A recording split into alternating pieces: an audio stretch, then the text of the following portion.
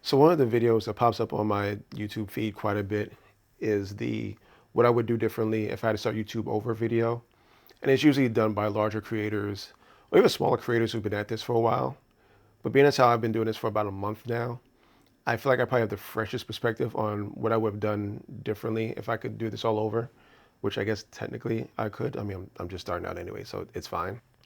But for those of you who are looking to start your YouTube journey this year and haven't yet, I'm literally like 2 steps ahead of you. So this, I think, will be helpful.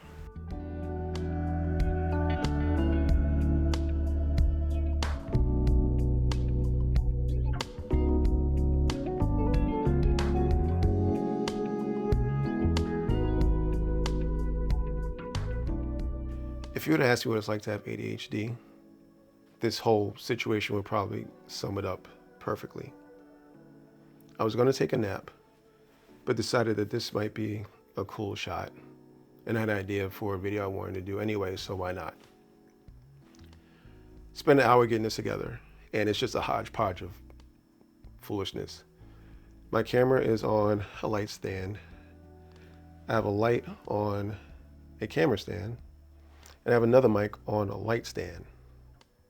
Went through all this and forgot to make the bed. That's ADHD.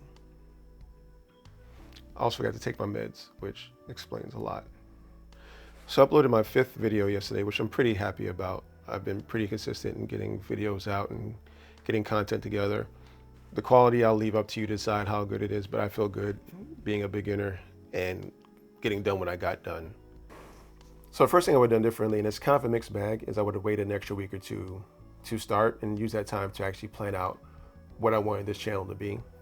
And the reason I'm saying it's a mixed bag is because I've been threatening to do this for probably about 2 years.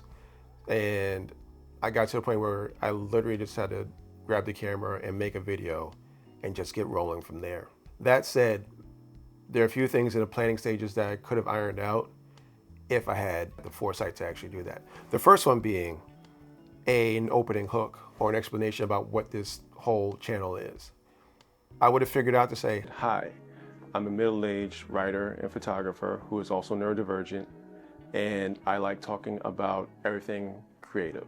That would have saved me a lot of headache, and you a lot of headache as well, to know what this channel was and what I was making, so you could decide pretty quickly if this channel was going to be for you or not. It also would have given me some guidelines and guardrails as to what I wanted certain episodes to be and the topics I wanted to discuss, which is a pretty big deal if you're starting a YouTube channel. The second thing I would have done differently is not tell my friends and family. And it's not because they aren't supportive, it's actually because they are.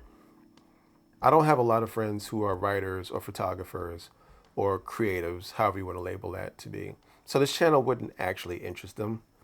And that causes 2 issues. One, my first video has numbers that don't reflect what this channel has done going forward. And that can, in terms of my own, for lack of a better phrase, ego, it can throw things off a little bit because instead of seeing a rise in what's happening, all I see is a dip. The other thing I've figured out that I did was confuse the algorithm. If I have one friend who loves cat videos, another friend who likes cooking videos, another friend who likes skits, and another friend who catches up on news and politics on YouTube, the algorithm doesn't know who I'm serving. The next thing I wouldn't have done if I were starting this all over is search how to make YouTube videos on my main account. YouTube's algorithm is really aggressive. Whatever you searched 5 minutes ago, that feels like it's the only thing that's going to be on your feed. If you're looking up MC Hammer videos, you're going to have nothing but MC Hammer videos for the next week. And for me, who was trying to strategize and figure out the best way to get this channel rolling, I got flooded with advice from so many creators that it all became really confusing. And the best advice actually came from a YouTuber, Nick Nimmin, who said that, and he's actually the person I'm paying attention to now most. He said, find a creator that you're going to ride with, that you agree with, and things make sense, and only pay attention to that creator. because we're all giving the same advice, but our methodologies are a little different. And you will be really confused if you're just trying to follow and track everybody.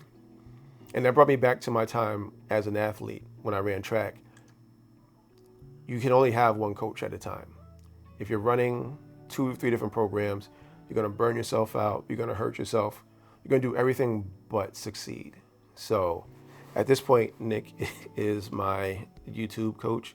I'm also following him specifically because he's not selling anything. A lot of times you look at YouTube gurus and they have a book or a program or a private group that they're trying to get you to come into for X amount of dollars a month. Nick makes his money off of that's the fire alarm. There's no fire. We have a really sensitive fire alarm. I'm also following him because he's not selling a program, which means I'm getting the full array of his knowledge base when it comes to starting a YouTube channel, because he's not hiding anything behind a paywall. There's no book or set of videos or private Facebook group that he's trying to put me onto. And I really appreciate that, A, for my pocket, and B, knowing that I'm not watching a video to walk myself into a paywall and walk away with like half of his advice. It's helpful. I'm going to link him below. He's dope. The other thing I would have done differently, and this is a direct Nick Nimmin tip, is I would have started with the end in mind. And by that I mean make my thumbnail and my title first. As somebody who doesn't script their videos, I can sometimes, in the course of doing all this recording, start just talking and going way left field and way right field and not really staying on topic. Having my thumbnail and title set has really helped me stay in that space and stay on topic more, because I'm not searching for what I want to talk about while the camera's on me. The title and the thumbnail have set that up for me, and it just keeps me a lot more focused. And again, ADHD. I think the last thing I would have done differently is figure out a space in my home that I felt comfortable shooting in. Because I'm new, I'm sort of a shy YouTuber, I guess you would call it. I don't feel comfortable sitting in common areas like the living room and just having the camera on and doing this whole thing while the kids and the spouse walk past. And again, they'd be quiet, they'd be supportive of all things. It just really feels awkward. This is especially important because I'm starting this in January, this whole journey, and I live in New Jersey. And it's been cold, it snowed yesterday, so me shooting outside really isn't an option. And shooting in the car to me feels really limiting at a certain point. So I've sort of figured out how to set up my bedroom and the times I can shoot in order to make that work. But that took me 2 or 3 videos in to figure out what that looked like. So I hope this was helpful. If you are somebody who hasn't started their channel yet and have questions for me, please hit me up in the comments. I'll give you the answers that I have. Like I said, I'm brand new to this as well. But I think there's something to talk to somebody who is literally one step ahead of you. Otherwise, hope you're all well. Hope you are keeping warm, because I'm not, at least not outside. It's been terrible. And I'll talk to y'all soon. Peace. Oh, one last thing, because I keep forgetting this part. I have links to the equipment I use to shoot this video in the description. They are affiliate links. I do get a little bit of money on them if you do purchase something. It helps the channel out a lot and it costs you nothing. Hit like, subscribe, all things. My dog is clearly done, so I guess I am too. Talk to you later.